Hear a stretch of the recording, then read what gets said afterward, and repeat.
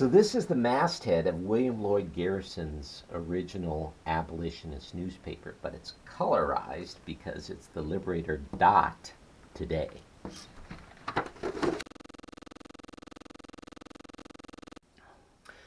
One of my best friends in high school was Russell Cuba.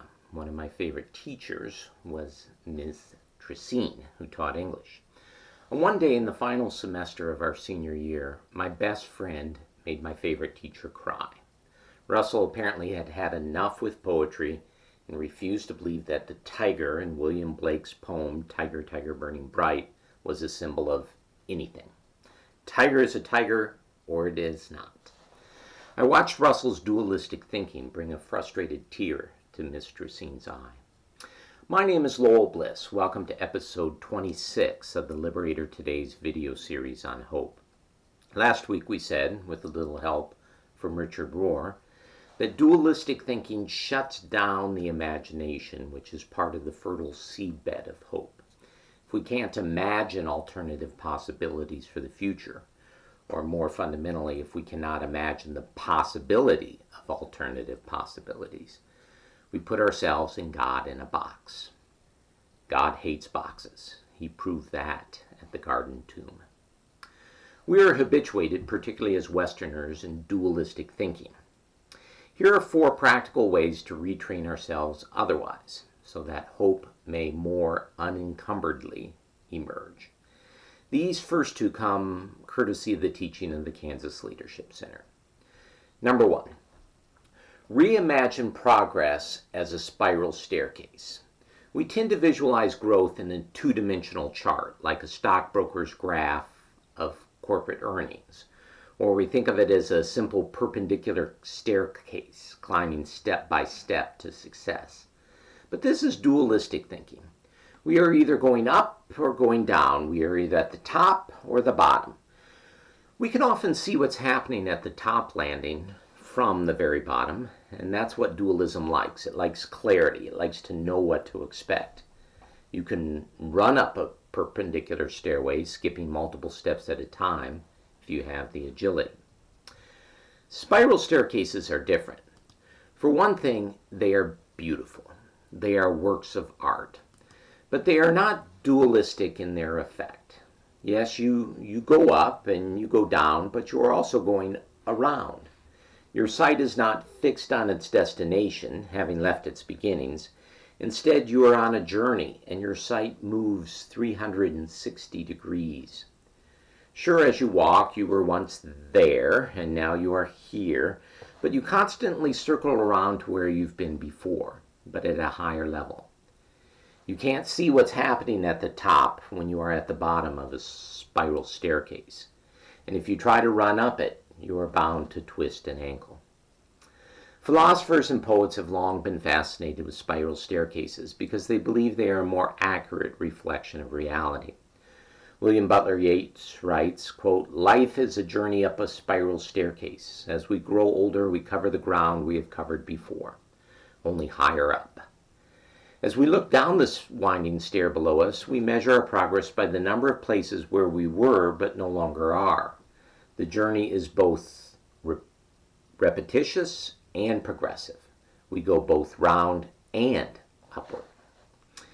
A second tip, courtesy of the Kansas Leadership Center framework for retraining ourselves from dualistic thinking, is to test multiple interpretations and points of view. We are constantly observing what is happening around us, but we still have to make sense or interpret those observations. What does this mean? Only when we have a sense of what a situation means can we decide how to effectively act. So for instance, since the EPA Secretary Scott Pruitt resigned this past week, let me use his nomination back in 2017 as an example. We are cursed, many Americans, including many Christians, said at the time when the Senate approved Pruitt's nomination.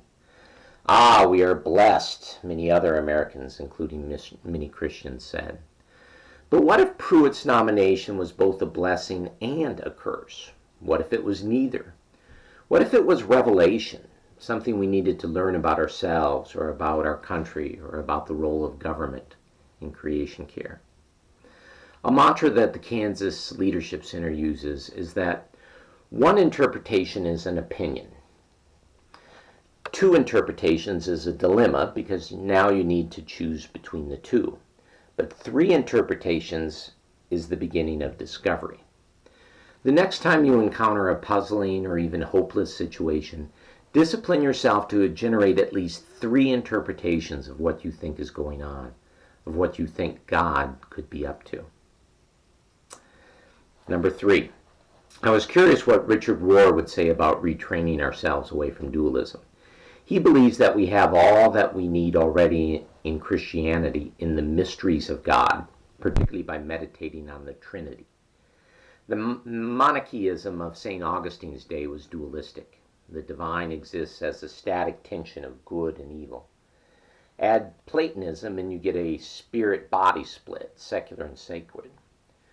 You know, we can ask dualistic questions of Yahweh, but we get mysterious answers in return.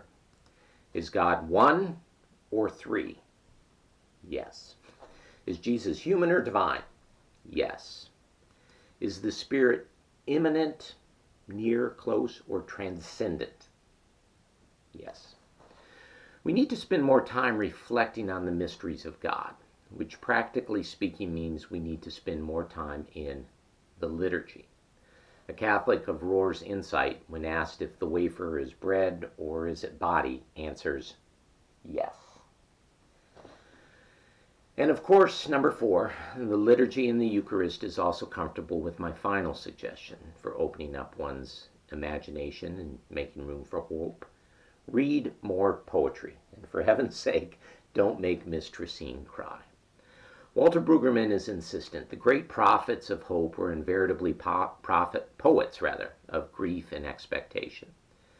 I actually came across a scholarly article in the journal College Teaching, where the researcher asked the question, what teaching method or style challenges students who think in dualistic ways? His first conclusion is, quote, that the best subject matter within my discipline to challenge dualistic students and stimulate such movement is fiction and poetry, especially the latter, since it provides more possibilities for ambiguity, varied interpretations, and multiple perspectives, 3 of the challenges that constrain adoption of multiplicity and relativism. So, tiger, tiger, burning bright in the forests of the night, what immortal hand or eye could frame thy fearful symmetry? In what distant deeps or skies burnt the fire of thine eyes? On what wings dare he aspire? What the hand dare seize the fire? And what shoulder and what art could twist the sinews of thy heart? And when thy heart began to beat, what dread hand and what dread feet? What the hammer, what the chain, and what furnace was thy brain? And what the anvil, what dread grasp dare its deadly terrors clasp? When the stars threw down their spears and watered heaven with their tears, did he smile to see his work to see? Did he who made the Lamb make thee? I'm Lowell Bliss, Christian environmental missionary and climate activist. Thank you for visiting the Liberator today.